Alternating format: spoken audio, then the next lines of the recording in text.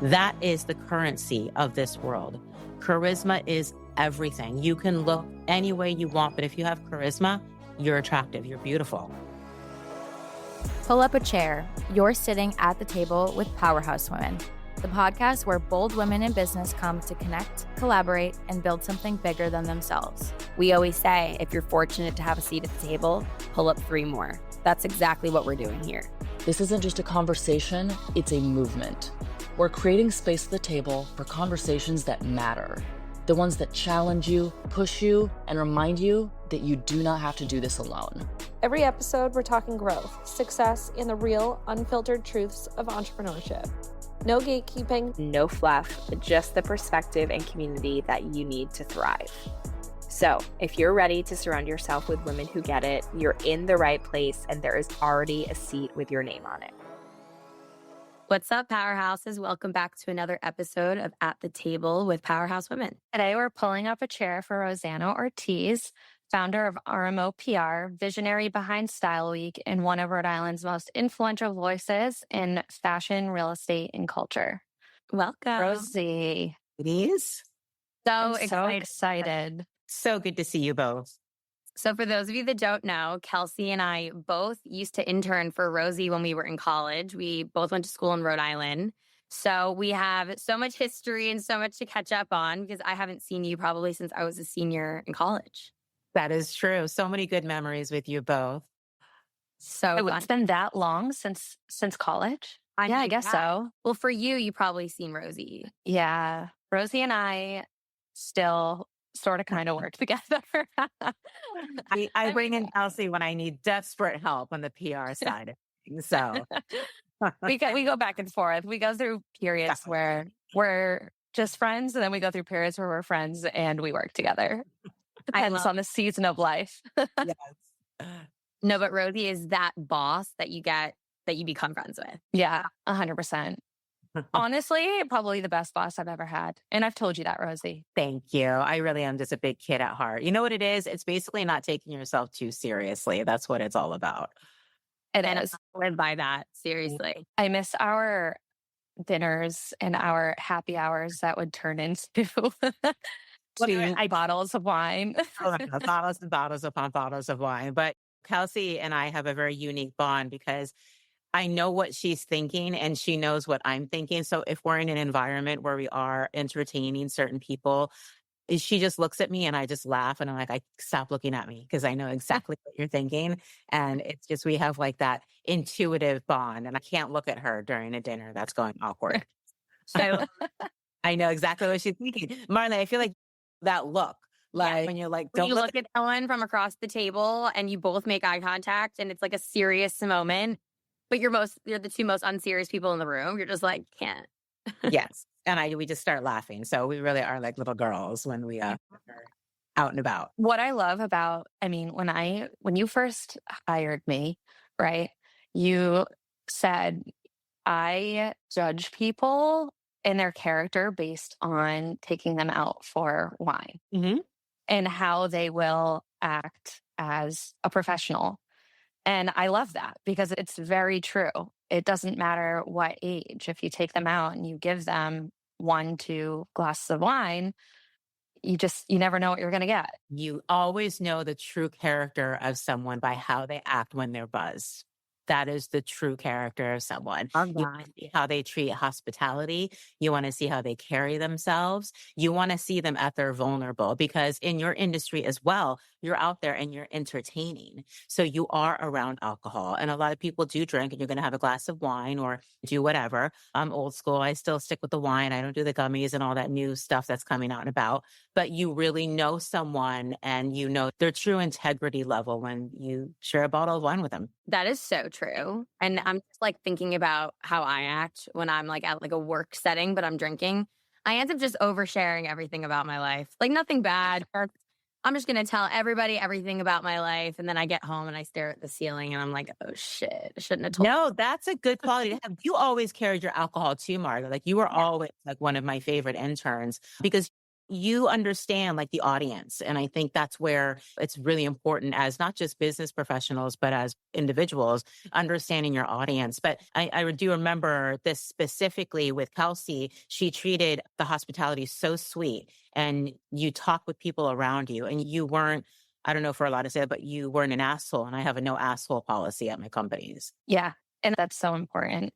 I feel like no matter what level of drinking I'm at, I'm always composing myself. And I think that that's important, especially, and we'll get into this, but events like StyleWeek, there's a lot of drinking involved with big events like that. Everybody's getting together from the city, outside of the city. And it's very easy to let things get out of hand.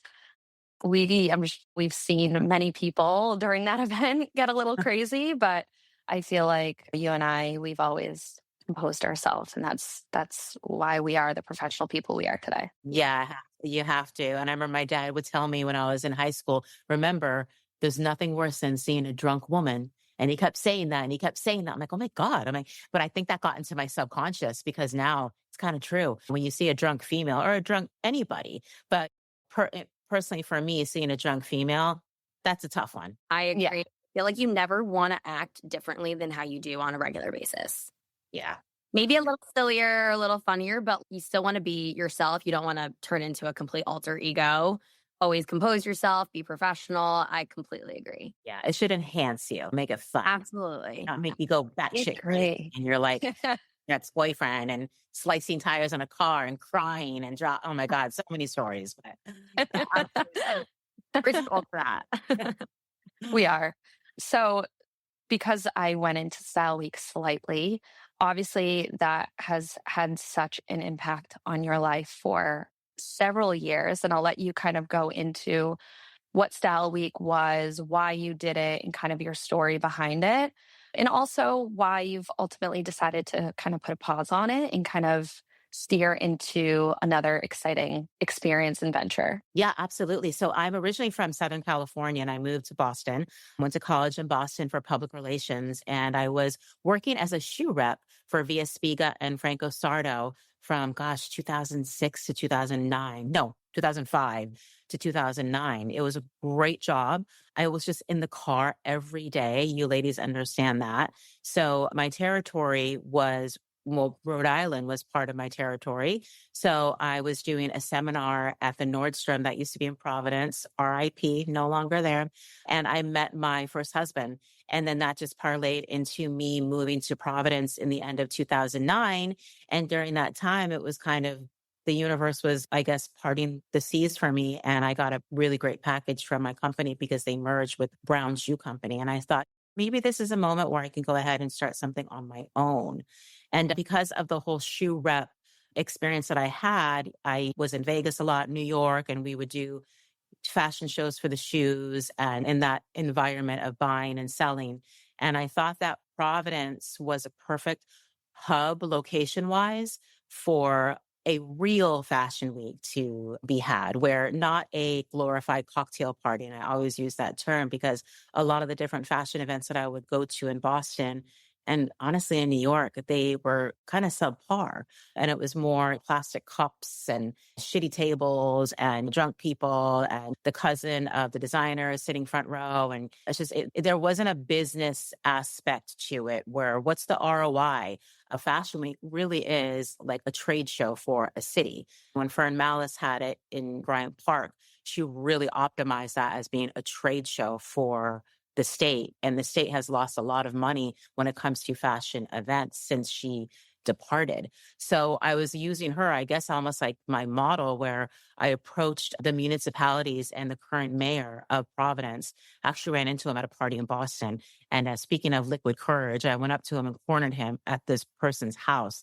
And I said, I just moved to your city and I have a pitch for your city. And he gave me a meeting with Paul Brooks, Kelsey.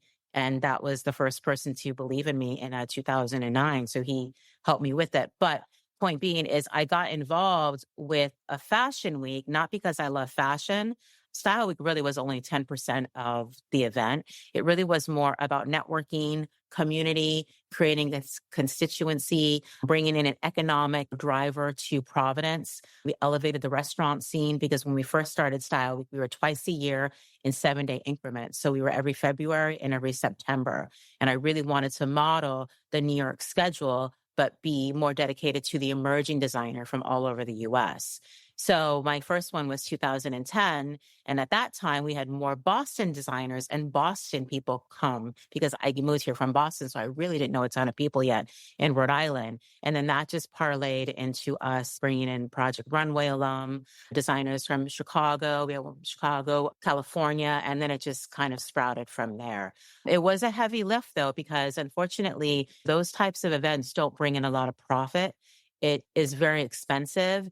It's a lot of output. Essentially, it was me and a very skeleton team. But, what I really got from it that I find to be the most success is all of the relationships and the networking. And no matter what business you're in, that is gold. I could be in construction, fashion, real estate, doesn't matter. The relationships, people are all relatively the same. Definitely. And that's the key to your business. It's also the key to our business. And I think it's just the key to all entrepreneurial businesses as a whole.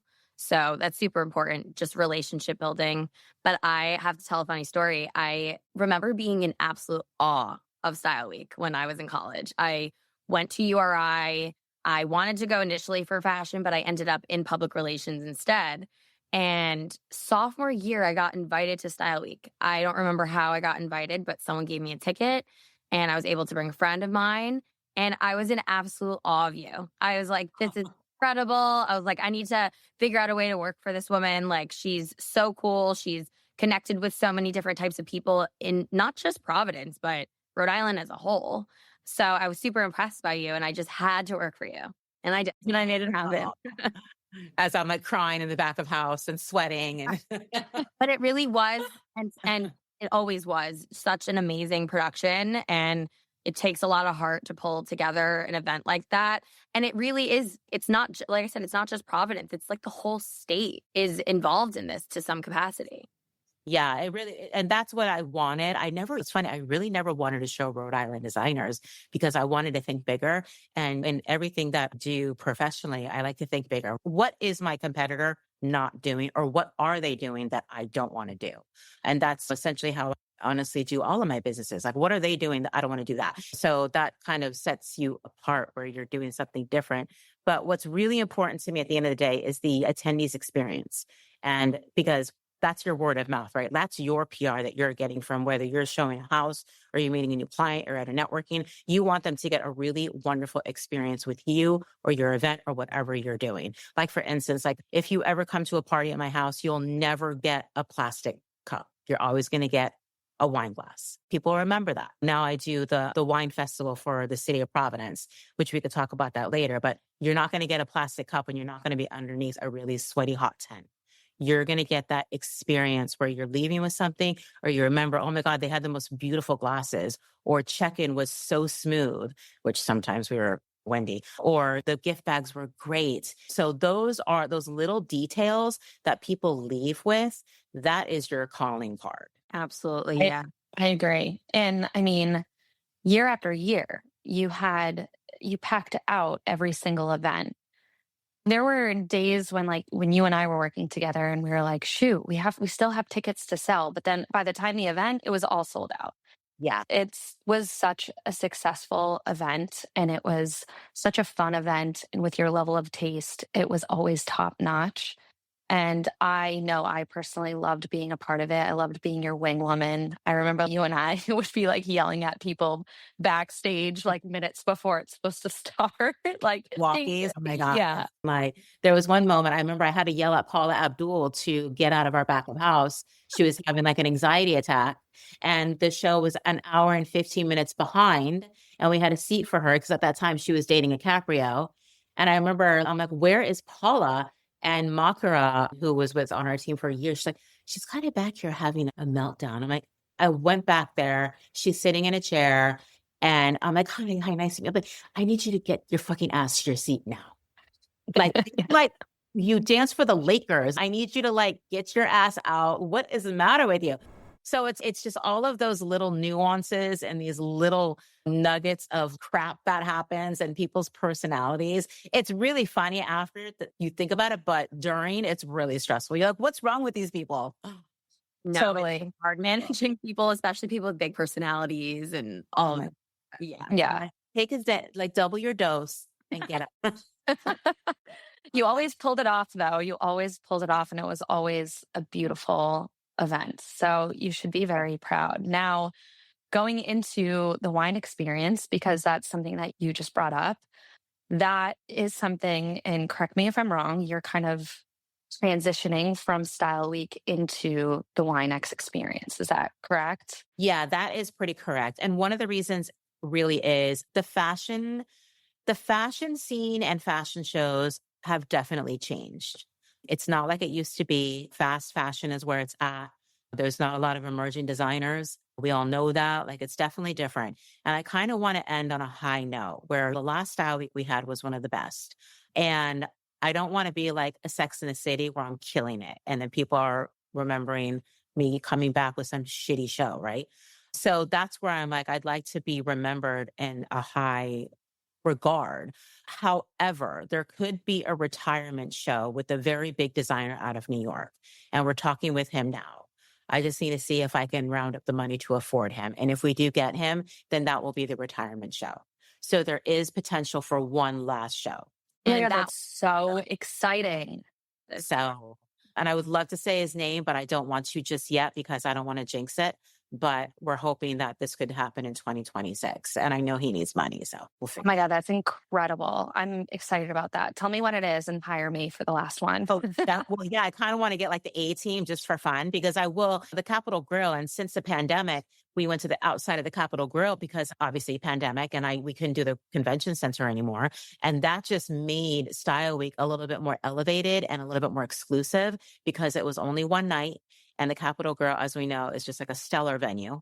And he kept me alive. And we were the only event to happen in 2020 in Rhode Island. Yeah, it's amazing. It's amazing. You should be proud.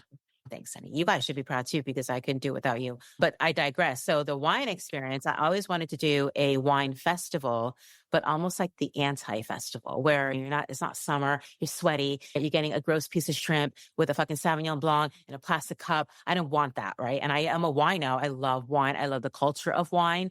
I just think it's pay for experience and I pay for good wine and I love to enjoy it with people who I love. And I wanted to transition that thought process into a wine festival that was elevated but approachable. And again, I have a A-hole policy and I don't want any pretentious in my events. Everyone is welcome. And that was such a hit because I partnered with Go Providence, which is our CVB, and they did the food portion and I did the wine portion. So we created something called the Providence Culinary Collective, which is the food and wine festival of Providence. And the first one was last March. Wow. Yeah. That was so fun. I'm sure you got so many people interested. Did it sell out?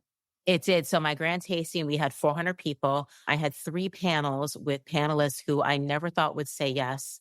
But because of my connection from Style Week and taking care of those relationships, I got major Boston restaurateurs on our panel.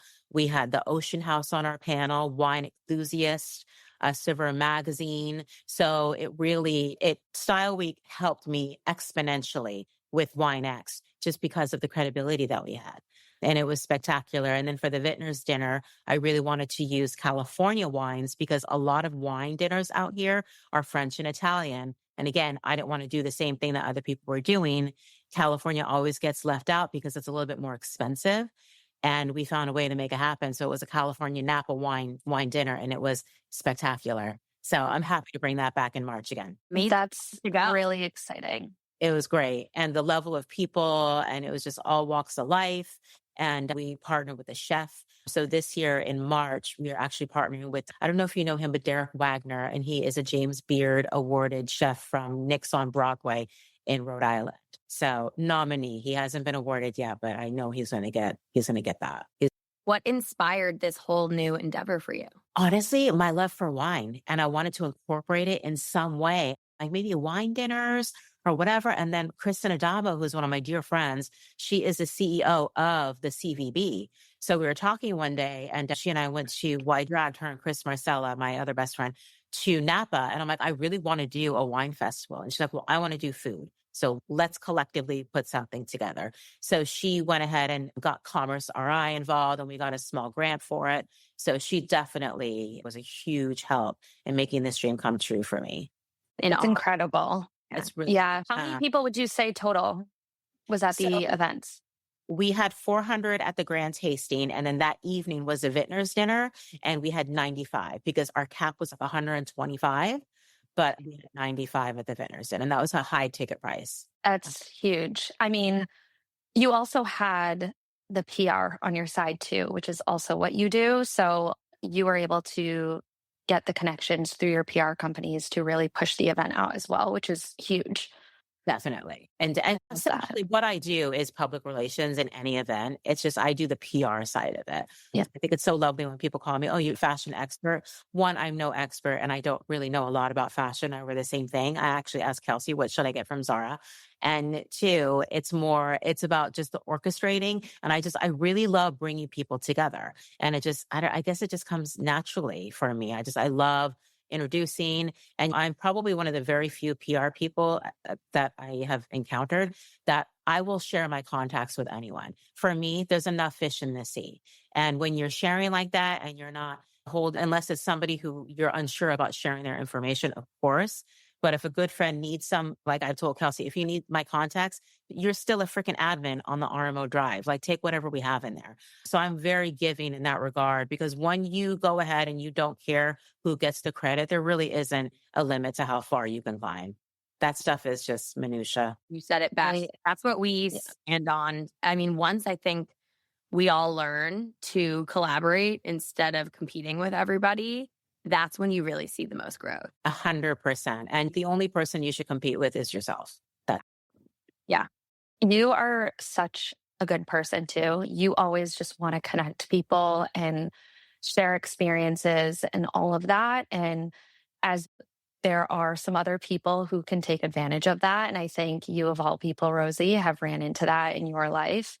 And you've never let that tear you down. You've always just you've stayed the same person and you've stayed true to yourself. And I think that that's incredibly admirable. And you're honestly like one of my biggest mentors and friends. And it's a special thing. And you are an incredible person. Oh, you guys are going to make me cry.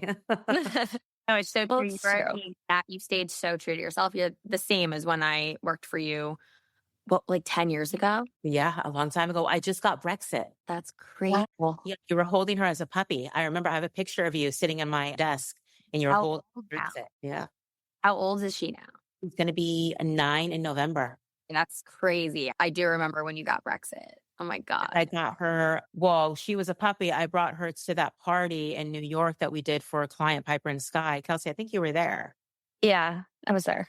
And I had Brexit there because we just picked her up. And that was full circle moment though. Can you believe Kelsey and I found each other? I love it. It makes so crazy. Because for those of you that don't know, when I interned for Rosie, Kelsey graduated college at that point. She was in New York City, but Rosie spoke so highly of Kelsey and talk about Kelsey all the time. So I knew of Kelsey. And then years and years later, back in 2023, Kelsey and I were connected through Gia.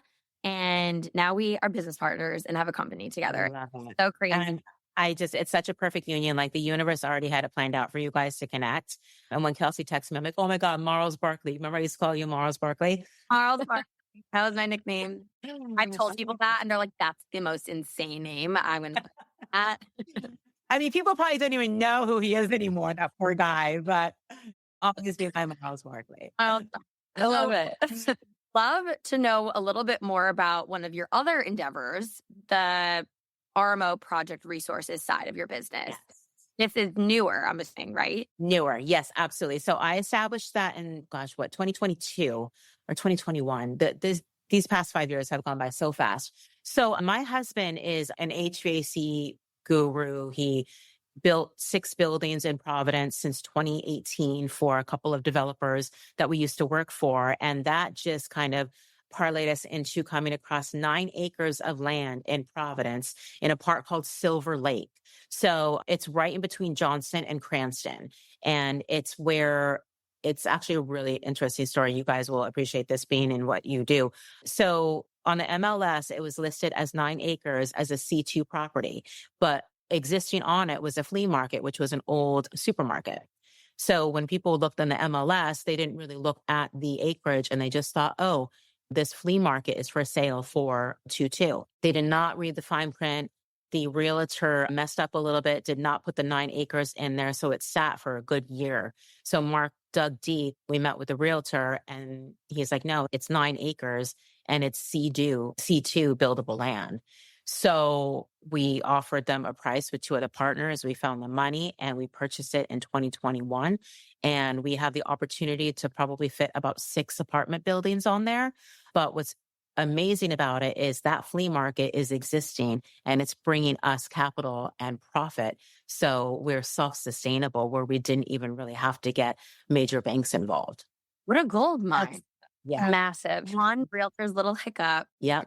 Gave you this entire huge opportunity. That's amazing. Totally. And especially for a novice like me, I mean, I would think the description is super important. Even in the house I'm in now, the description wasn't properly what it should have been because they could have gotten a lot more for this as well. But I mean, that means it was just waiting for us. So but we call it the Plainfield site. So on the Plainfield site right now, we're finishing up our first 22 units. And what we did was instead of building the foundation, which building a foundation, probably you're going to at least need about $1 million. And that's kind of a hefty price, obviously. But the building where the flea market is in, like I said, it was a supermarket. So the foundation is sick and it's thick. And it's a BC building. And what we did was we are building the first 22 units on the perimeter. That's part of the building. So they're kind of blended. And we are making them look like little townhouses and they're black and tan and they just look really cute. And yeah, we're already like renting them. People are just like waiting for us to finish. We're really blessed for this project. Wow. And what are they? Are they 1 bedrooms, 2 bedrooms? So they're huge. They're going to be 2 bedrooms and they're about 1,200 to 1,300 square feet. And then there are 2 studios as well. And each place gets their own parking lot right up to your door. I wanted specifically to have the apartment living feel like home living, where it's in an area where it's I think the median income is probably around 50, 60. A lot of Italian, a lot of Portuguese who take pride in their homes, a lot of American flags hanging all over the place, not a lot of crime. I wanted it to look like a home for people. And so you have your own door and they're beautiful. And once we get more completed, of course, I'll share photos. But then from there, then we're going to go ahead and we're going to build out the first building probably in November, hopefully before winter, because obviously the weather plays a part, but we're also currently building out for other projects for our partner. And then we might, I hope this goes through, purchase an old church in Westerly to build 20 units there. So cool. Yeah. So wow. Submitted that deal. But you girls would know this. We submitted it asking price, and then they already had somebody who gave a price that was lower. So now the realtor said, well, all final offers by Friday, but we gave asking with no contingencies. So it's like battle. Oh my God. Like you guys were silent for a month. Now it's hot. Well, that's how it happens though. As you show the slightest bit of interest in a property that's been sitting for however long, that's when multiple offers come in. It's just like the way things happen. It's crazy. It drives me nuts. So I know. It goes through it because the building is beautiful and it obviously has the peak, and we would keep it and we would black it out and just make it. You like restore love. Yeah, it'd be so nice. So that is, and I obviously am not involved in the everyday. It is my organization. I am a WBE MBE. I never lead with my ethnicity because I think it's an insult, honestly. But if you have those opportunities to be a WBE, which is a women in business enterprise, or an MBE, minority business enterprise, it's helpful. It definitely provides you the accolades and it showcases that you're a female in that type of business. So that's been helpful. But I'm starting to learn how everything works.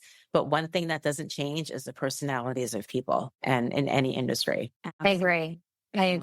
What does like the pricing start at for the building that you're building right now? What would you say? For the units, and that's a great question. we're kind of going through right now, we don't really have any comps. So we will be the only apartments like in that vicinity. And I don't know if you girls remember, it's kind of bordering up Olneyville, but it's nicer than Olneyville. So Olneyville has been up and coming ever since I moved to Rhode Island. So I don't know what's happening there. So we're thinking as we have different realtors walk through, I think we could probably do 28.5 for the 2 bedrooms, maybe a little higher. Somebody came in and like, no way, 32. But for the studios, I think we can do like 17, 18. But I have 2 people who want the studio. So I'm like, oh, I want to give them a deal. And Mark's like, well, we can try, but we got to pay bills. So we're thinking around there. But for instance, Providence apartments right now are reaching like $4,000 a month. Oh, wow. No way. It never used to be like that. No. And last night, because I had that dinner meeting that I was texting you girls about, they need like 1,000 units of housing in Rhode Island, or else we are having such a housing crisis. It's really Our real estate licenses there, Kels? Well, that's what I told Rosie. Rosie was like, can you just come and sell out this entire building? I'm like, okay, let me get on that. all yours. Even down here, like Tiverton and Little Compton, there are farm to see cows, quiet money, rich people. And you can get on the water a farm for $4 million. Yeah. And by a helicopter, you can get to Montauk in 20 minutes. Yeah. Oh, this is really an area where, Untapped. Yeah. No, but it sounds to me like Providence is evolving a lot. So how do you feel like these apartment buildings and everything that you're doing there is going to reshape the community there? I think it will, especially because we're kind of on the outskirt in Providence. I think we're trying to reshape the community by how we are building the buildings and making it more attractive for people, where you see a lot of these cheap builds and you go in and you can tell it's cheap, where people spend their money in the wrong places, where like spray foam insulation in a house will save you so much on your HVAC and mechanical bills, like exponentially. We have spray foam insulation in this house and I never turn on the heat in the winter. Ever. So those little things, is it pricey? Yeah, of course it's pricey, but that means more. And the cassettes that you put in your house mean more than a Viking stove. And that's really hard to get into, especially the designer of the couple's mind, where when you put your money more into those items, you are saving money in the long run. So using that type of thought when it comes to apartments by the aesthetic and the look, if we're having an apartment that is rented by someone who, say, is a single mom or they don't have the funding, I don't want them to feel like they don't have the funding. I want them to come in and still have some pride in where they're living. And we want to give them that look. We don't just want a white bathtub looking place. We want to put some character in it for them and some good appliances that they can feel some pride from. Because once you have a home or your little sanctuary that you feel good about, that affects every part of your mental status and capabilities. When your house is clean, like in Kelsey, I know you love a clean house, then you're like, I can totally seize the day. And so a lot of developers don't think about that. They don't think about that part of it. And maybe it's my nurturing nature and my feminine side, but I want people to feel like it's their home, even though they rent. Because I rented all the way up until 45 years old when I bought this. So, it's important. Yeah. I think we need more female in general, because we do think differently about the environment that we're living in and spending our every waking minute in. It's crucial. And I think that it's a lot of new builds are going downhill with the way some of the new construction is done these days. Everything is so standard and it's kind of becoming just an eyesore at this point. So I think I completely am on board with that. And I think we need way more female developers. Totally. And even if female developers will partner up with the male developers, because let's face it, it's a male dominated world, that they're mechanical like that. I'm not mechanical. My husband is super mechanical. You guys know him. He's super smart, super mechanical, knows a lot, and he thinks about those things. And I almost feel like there should be a, female developer like workshop mentorship program where women who do want to learn more about that, or they can add resource to a developer. So there needs to be more of a union there, because I have to tell you, like working with men out in the field, listen, they love females and they love females to be females and we love males to be males, and let's collectively work together and make something pretty. So Kelsey nailed it the other day. We were like, we love being women and being separate from men. Like, we're not the same. We're different in our own beautiful way. And we want that to show. And like the work that we do, we don't want to be the same as men. Like, we have so many different strengths that men have. If we come together and work together with the men, I think the world would be a different place if the men actually let us speak, heard our voices, took our opinions, and actually brought them to fruition. I'm not saying it doesn't happen. It obviously does, but we need to see that more. 100%. These men, most of these men who women are like, oh my God, male chauvinists, they're just intimidated by you. And once you understand your power, and then you break them down, you break them down, you break them down. All of my best bosses have been male, 100%. I get along with a man's man 100%. And we have so much power as females. And you guys are blessed because you're stunning and beautiful and you're kind. That is unstoppable. And when you do meet a female who's gorgeous and she has a shit attitude, she's not pretty anymore. And you have to have charisma, because charisma, that is the currency of this world.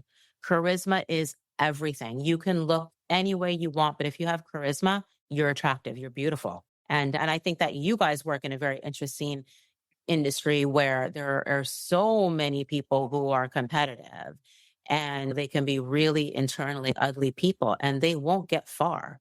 They won't get far with integrity. 100%. 100%. Mic drop. Oh, literally. And you intimidate them, and you're in business, like you walk in and you guys change the room, you have light, and people are they're not going to like you, and that's not your business. And you make people feel uncomfortable when you have light and when you're a beautiful soul. Just off the bat, you're going to make people feel uncomfortable who are not a whole person. But on the flip side, you're really going to be attractive to people. And I think you guys have a real strong light about the both of you. Oh, Rosie. Thank you. That's so sweet. That's so sweet. It really is true, though, the way that you carry yourself and staying true to yourself and the charisma showing and just being a good person will get you so much farther than being that competitive snake in business. Like, yeah, maybe it works for you once or twice or a couple of times, but there's no longevity in that. No, there's a total shelf life to that. And it's about being a good person. And I kind of use like the peace through strength, but not being a pushover. And like I always say this, I won't start it, but I will finish it. And the more you set your boundary and the more you let people know where exactly you stand, the way more powerful you are.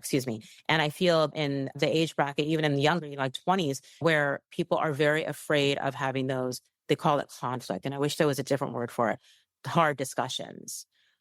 What do? They type on the phone, whatever. I remember Kelsey was dealing with some asshole when you were visiting. Like, why? Yeah. This should be a phone call. But like, cut the shit. When you are direct that way, and when you just completely trust your gut and call shit out, you're unstoppable. You're so right. Because people don't know how to do that anymore. They're so afraid of it. Yeah. I agree. That's something that that's something I've always learned from you, Rosie, is to like hold your ground and don't give in to people. You know what's right, and be true to yourself, and like just get shit done.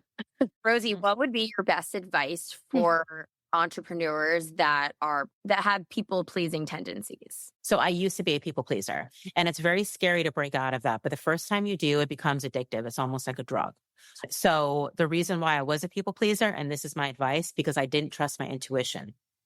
And I always knew the answer, but I was too afraid to speak that answer or to draw the line in the sand or to cut people out, because I was more of a people pleaser. I thought, well, I kind of need them, and I do need them, blah, blah, whatever. Just remember, you don't need anyone but yourself. You already have it in your subconscious, your gut. You already know the answers. So don't go to other people for validation, because you already know. And when you are really true to yourself and you trust your gut every time, it's uncomfortable because it's worth it. And those things that are really hard to do, those hard decisions, they're hard because they're worth it. And it's not supposed to be easy. So if you trust your gut in everything you do, make it an experiment for yourself. Be like, I'm going to list this list. I'll work with people. I'm going to literally base everything off my gut and see what happens. Everything will fall into place. It's very good. Sometimes you're surrounded by people who you should not be surrounded by. So I know I reference the universe a lot, but the universe is pushing you to be uncomfortable. So maybe you can get rid of that person, or maybe you can get rid of that listing or whatever, or even personal life. You're being pushed to make the right decision for you by your gut. So you got to follow that. Absolutely. I'm in somewhat of a recovering people pleaser. I'm still somewhat a people pleaser, but I'm slowly trying to get myself out of that. And it's super hard in this industry, in real estate. I mean, you just want to make your clients happy, right? But at what cost? So there has to be a boundary. And I have been working on it, but I talk to my parents about this a lot because they're both in the industry and they've been in the industry for a long time. And they do not people please. They do not care at all. But my dad said when I was your age, though, I did. It just takes time. And by the time I get to that point, there's going to be no way in hell I'm going to start people pleasing and all that anymore. It'll be out the door at some point. But I think now I'm at this age at 30 where I'm like, all right, now it's time to start setting these boundaries for myself. I will say I'm not far off from you, Marli. I'm going to be 33, but I feel like once you hit 30, you start to learn that, because I feel like I also was very much a people pleaser in my 20s, like when I was working with you, Rosie, and whatnot. But then as you get older, it comes with time, like you said, and it comes with age. And the more experience that you get, you start to realize, like, I don't need to deal with this, and I shouldn't have to deal with this, and something better is going to come to me. 100%. And over talking means that you people please. And I noticed that about myself in the past, where saying no to me is everything. I come from a place of no. I don't come from a place of yes. I say no because I'm selective, and you have to be very selective about what you're doing, who you're working with, who you're with, whatever. And if you do that in your professional life where you're like, no, and you don't have to explain yourself, people get really weird. They're like, okay, and then when you try to explain yourself, that's a sign of a weakness in the sense of, oh God, I can't because this, whatever, blah, blah, blah. No, I can't. It's not good for me. That's it. If there's an empowerment, oh my God, an empowerment that is just so satisfying, and you're protecting yourself. That's what's important. You got to protect yourself. No. Yeah. No, thanks though. No, thanks. I've actually been saying no a lot lately, and it does feel good. It does. It does. It does. There's like a trend going around about being a high value woman and how to become a high value woman. But I very much believe in that. And I very much believe in being that type of person, because I think you're much happier that way. You are saying no. You are taking on new experiences. You're not doing what everybody else is doing. You're responding a different way than how you used to. And I'm learning a lot from that. And I think there's a lot that women in general could learn from that trend. Yeah. And it's probably uncomfortable, but worth it. You have to protect your energy. You have to. But it also makes you a little bit more, when you're elusive too, you become a lot more powerful just by chance. Not that you're trying, but you become a lot more attractive. And then people want to work with you a little bit. Yeah, definitely. Now, do you relate this at all in your personal life too? Or is this mainly in business? Definitely personal. Yeah, definitely. And I still deal with that, where I got to do certain things where I don't want to do, or because they're good friends or dinners and all that. But I have definitely cut some people out of my life. When I literally had a breakup email with someone a year ago, I was just tired of it. Literally sent them a breakup email, and they did not know what to do. So they went on this smear campaign about me, and I just remained quiet, and she cheated herself out. She's not even on the scene anymore. And she did it to herself. Yeah, I think when you start coming into your own and you're setting boundaries and you're doing things for yourself, it makes a lot of people uncomfortable. But that's none of my business. Like, that's your thing. And if you lose people along the way, they're never meant to be a part of your life in the end anyways. So it's uncomfortable, but it's supposed to happen. And it also comes from jealousy too. Like you carry yourself so well. Like it's incredible. I really look up to you, Rosie. So it's like women want to be you. They want to be who you are, how you carry yourself, and no one's going to be you. You are who you are, and a lot of people are intimidated by that. See, that I don't understand that, because I'm such a nerd. Like I don't, like I'm watching like UFO TikToks on my downtime. Like I'm just such like Are you kidding me? Like I go down rabbit hole spiral. Like, oh my God, we had to have a group now so I can send all my conspiracy talk. Oh yeah, turn them my way. And I just laugh. And it's sad, because you look at people in your life like, oh my God, they really love me. And I get really attached to people, and then you see they might not be saying the nicest things after you help them. And it's heartbreaking. But the line in the sand is, it's really important to do. Yeah. And clearly your personality it holds such like high ground and like to everybody that's crossed your path clearly. And people are going to be jealous of people that carry so much poise and influence. That always comes along with jealousy, but you can't become somebody else. You always have to be true to yourself. And that is everyone's greatest superpower, is being yourself. You don't need to be like your boss or your friend. You don't need to be like anybody else. If you stay true to who you are, that is your greatest superpower. And I think that is everybody's wealth, truly. Yes. And being consistent. Mm-hmm. But if I can, I mean, like with you ladies, if you guys can take the lessons I've learned and it makes you better people in your everyday life, I can die happy. If you guys got the best of me as a mentor, that's why I'm here. I feel like on this planet. And I fear it's so sweet. Mm-hmm. I certainly, I mean, you were my last job before I got into real estate. Oh my gosh, really? Yeah, that was my last. I mean, I was an intern, but then once I graduated, I got my real estate license right away. What I do need to ask is, what does the office look like today? Like, what's the culture like? Because I loved coming into the office and we would just yap away for hours. And obviously we did work, but it was such a fun, free environment. And I'm just so curious what it's like now. So Rosie, was that when you were still at, what was that called? Arcade downstairs. Yes. Yeah. Wow. Yeah. So we were there and we had Sarah Wessel was there with you. And Brittany Bonini. And who was that? She was so fun, but she was really short. So the intern game has really depleted in Rhode Island. I had 2 interns this summer. They're different now. I feel like our golden age was really with you two. That was the end. That was like the beginning of the end. And then Sarah stayed with me. And then I just kept workers on who would work for me when I needed them, like Kelsey, Craig as well. And then Caroline Silva, she's still in my life. And then Sarah Wessel. And I used my originals, and then I could pay them something small. But interns have been a lot different. And my office now, actually the building is spectacular. You guys would love it. So it's one of the oldest buildings in Providence, and it was the original Providence Bank building. And it is right next to Parkside on South Main.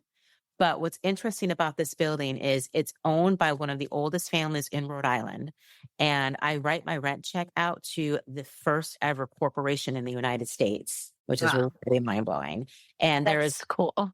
Really mind-blowing. And there is an office in the front that overlooks the river where Hemingway's is and where the water fire basin is.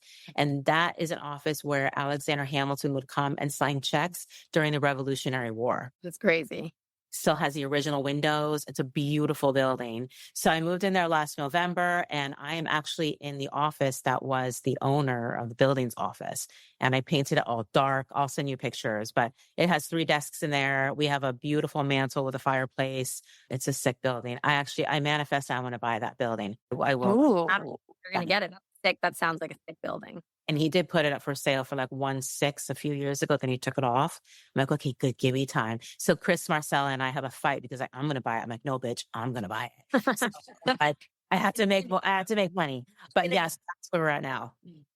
Interesting. Okay. So do you have an assistant in the office now, or is it just really you? And then you bring in a team when you need to? It's me right now. And then I have Chris Rogers and Serena who work with me on occasion, but really it's remote because in the summer, it's really hard for me to leave the Tiverton, Little Compton area. So, but now going into kind of our high season with planning Wynette, I'm going to probably have them in like twice a week. Still a great time. Yeah, I can't believe that we were like the golden age of interns, Kels. Yeah. I know. It's special. That was it. That was like blogger time when I worked for you. That was like when you had a lot of blogger clients and I was like writing their blogs for them. And it was like when the influencer scene just started, really. Oh my God. And now I have influencer fatigue. I'm so over them. I know. It's everywhere. It's just everywhere. It's taking over the world. Like I can't even get into my favorite restaurant in New Jersey that I've gone to my whole life because it's blown up on TikTok. Try being in the Hamptons this summer. Oh my God. It was It was Yeah, rough. the Hamptons was tough this summer. You know what it is too? And I have a press event tomorrow. I wish you guys were here for Yellow Door Taqueria. They moved from Boston to Providence, another location. And Ken Casey from the Dropkick Murphys and Tanya Nyack from HGTV, they're owners. So they're going to be here tomorrow. So much fun. But I didn't really invite influencers because a lot of them buy their followers. And that's an integrity issue for me. I don't like it. I don't. So that's for me. But naturally, do it organically. That's how you build an actual community, is doing it organically. I mean, Kelsey and I know firsthand with Power Haus Women, building it organically is how you get people to really buy into what you're offering, you know? Mm-hmm. Real people. Yeah, community is everything. So build it organically and don't buy your followers to anybody who is listening to this right now. Please, it's not good. And you know what? We know. That's the thing. And you can tell. You can tell when you have 30,000 followers and 200 likes. Get out of here. Yeah. And it makes me feel bad for those influencers that they feel like they have to do that. But it's also not fair to a company who's paying them. I completely agree. All right. So we're coming to the end, but we do like to do one little segment at the end. We each give a hot take. It could be about anything. It doesn't even have to be about business, but we'll let you go first if you have any hot takes. I hate stemless wine glasses. Oh, I don't like that. Hate them. The stem's there for a reason. It's ambient. It's temperature. You're making the wine warm. It's lazy. I hate them. I agree. And I feel like it makes the wine taste worse. It's just, they're not good. I'm a wine glass snob. I am too. When you go to a restaurant, you get a wine glass and it's thick. Yes, I hate that. Yes, I don't like that. It needs to be like thin and crisp. Yes. Yeah. I said that one time to a man and he couldn't believe I said that. Like he jaw was on the floor. I was like, you just don't get it. You just don't have the taste. That's too funny.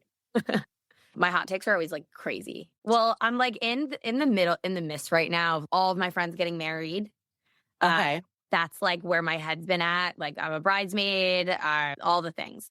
Biggest hot take I have wedding wise right now is let your bridesmaids choose their dresses. Oh, like, you don't. Okay. Like, no, I don't being told like, oh, well, we all have to wear this color and you only have a choice of these 3 dresses or something like that. I'm fine wearing the same color as everybody else, but let me go out and find my dress somewhere on the internet that like I feel good in because we're paying for it. So I feel like that's a big hot take I have right now. I'm actually in a wedding in 2 days, one of my best friends, and she let us pick our own dresses. She just said light pink. And I love my dress. Like, I'll probably wear it again to another wedding. So that's a big hot take I have right now. Like, let's not give just like 3 to 5 options. Mm-hmm. Let them go out on the internet and pick something out. So that's for me right now. That's fair. I like that. Mine is probably work related just because I feel like that's all I do. But mine is probably I despise cold calling. And a lot of people, especially in our industry, think that is still alive and it should still be happening. But I was just talking to somebody the other day and I was like, the amount of spam phone calls I get on my phone a day, it's like at least 15. So if I'm getting people who are calling me, trying to sell me a service, are they really going to want me calling and being like, hey, you looking to sell your home? I don't know, maybe. But for me, I'm like more of an in-person type of gal. I want to show my personality and have a real conversation, not pick up the phone and sound like a robot. Tacky. So, it's tacky. And annoying. It's really dated. And you know what? And we don't like to be cold called. No, you're tacky and I hate you. That's what I'm going to say if they ever call me back. I feel that. I can't.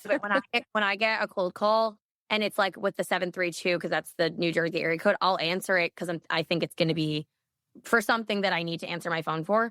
And I get so pissed off when it's like a broker trying to recruit me or whatever the case may be. Stop calling me. Yeah. Stop. The amount of times I yell at them, I'm like, take me off your call list. My mom does that. My mom does that. It's so funny. What about, I wouldn't mind a text. Like if somebody wanted to buy my house, I mean, a text is a little bit easier. I would do it. I mean, that's what we do now.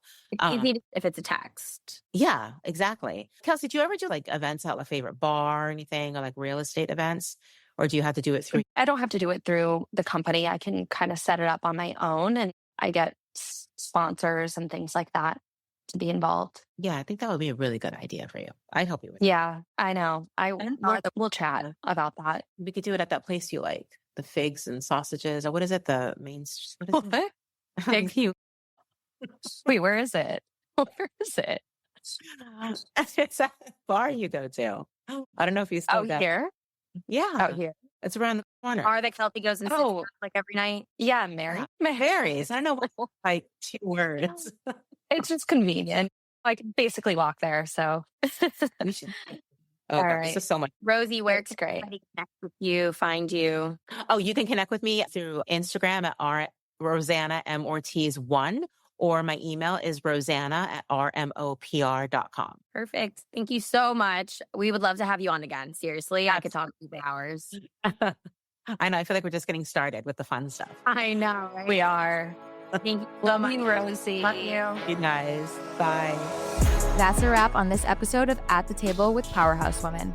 Thanks for tuning in. If you loved today's conversation, be sure to like, subscribe, and leave a review. Your support helps us keep pulling up more seats at the table. Want to keep the conversation going? Join the movement at powerhouswomen.com/society. And connect with us on Instagram at Power Haus Women. Until next time, keep showing up, keep building, and remember, there's always room at the table for you.